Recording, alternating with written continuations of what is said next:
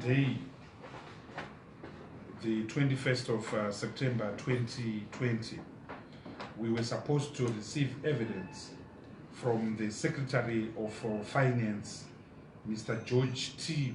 Guvamatanga, and his team that consists in particular Mr. Jandasara, the Acting Accountant General, and Fungwa Kunaka, the Principal Director of Budgets, in respect of the Financial Adjustment Bill, which has been read, which has gone through its first reading in Parliament, and which has been referred to this committee for analysis. As you will recall, we had Mr. Jandasara and Mr. Kunaka appear before us a few weeks ago, actually a few months ago, before the lockdown. In other words, before the 30th of March 2020. And what we learned and what we agreed with officials was that, number one, the Financial Adjustment Bill, which seeks condonation of the sum of US $10.6 billion spent by government without parliamentary approval, without a budget to back it up for the years 2015 to 2018. So the $10.6 billion was for the periods of 2015 to 2018. However, the bill as presented did not have the 10.6 billion US dollars disaggregated ministry by ministry or vote by vote and year by year.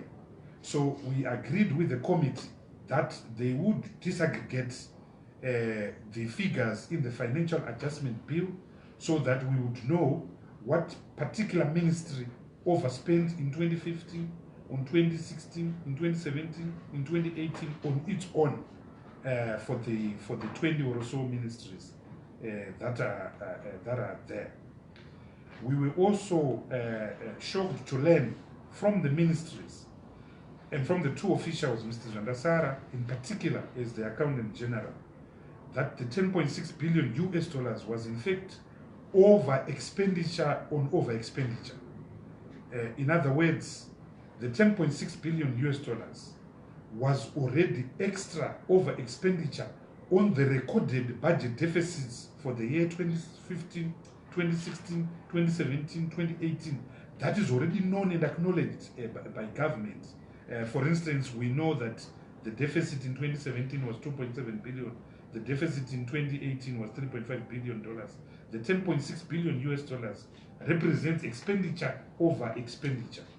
Therefore, it also meant that these books had not been audited by the Accountant General. And we as Parliament cannot condone something that hasn't gone through the scrutiny of the Auditor General in terms of the powers she has in terms of the Constitution. So we asked the ministry officials to set out and define a timeline in respect of which they will complete the disaggregation process. Once they've completed the disaggregation process, they will then forward the books of accounts capturing the over expenditure of 10.6 billion US dollars to the Auditor General. This is why we have been requesting those officials to come and give evidence to us as to when they will hand over the books for auditing to the Auditor General, the esteemed Mrs. Chile. So that's why we want them here. The second thing which we agreed in that meeting was that they will seek an opinion from the Attorney General, Mr. Advocate Prince Macha, on the meaning of Section 307 of the Constitution of Zimbabwe. Section 307 says if the government incurs over expenditure outside that which has been approved by Parliament, it must bring a bill to Parliament within 60 days from the date that they became aware of the over expenditure. Now, This bill was brought in November of 2019, years, not days, years outside the 60-day period. So the opinion we want is whether it is possible to bring the condonation bill years after the 60-day period described in section 307. And what happens and what should happen if the government fails to bring that bill within the 60 days.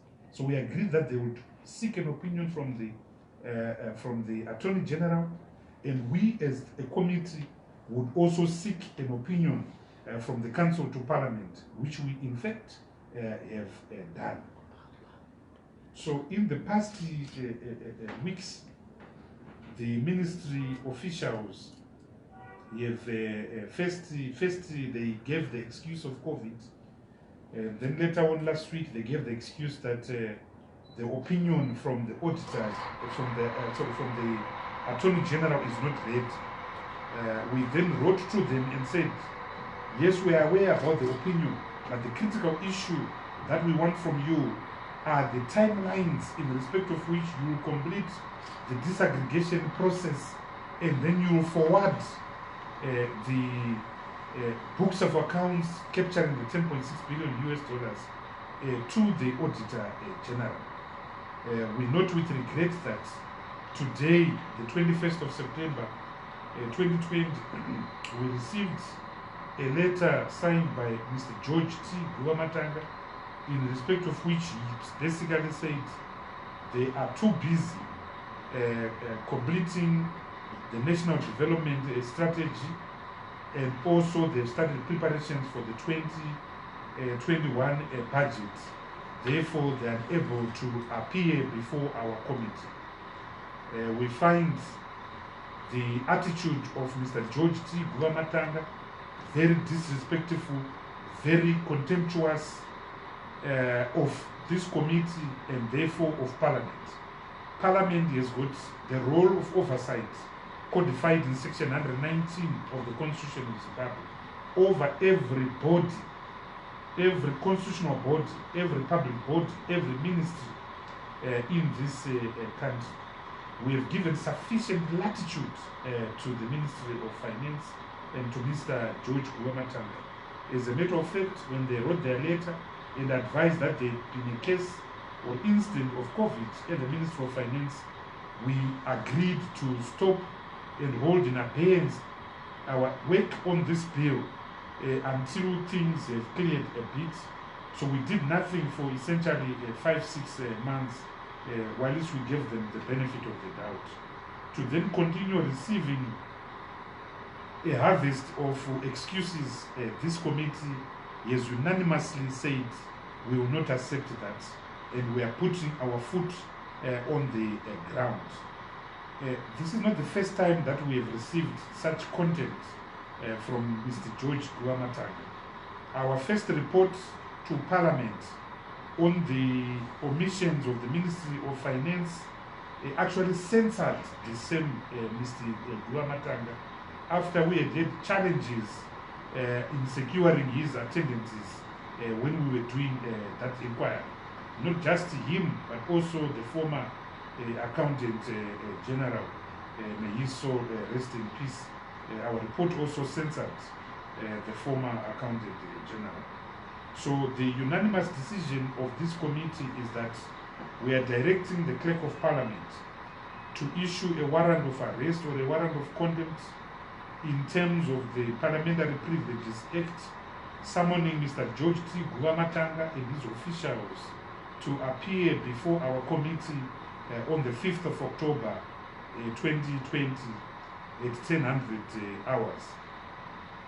And if he fails, then there are consequences already defined in the Parliamentary Privileges Act, and so the law will follow the course. The warrant is issued under the hand of the clerk, and we are advising the clerk to issue the warrant. However, on what we have collected already, and given that even if if the ministry does its work, it's going to be some time before the $10.6 billion is now audited by the Auditor General. We foresee this happening next year. We are going to write an interim report on the progress, or more appropriately, the lack of progress on the financial adjustment bill that we will table before Parliament. So that is our unanimous position as a committee. I thank you very much, esteemed members of the 4th Estate. You are now excused.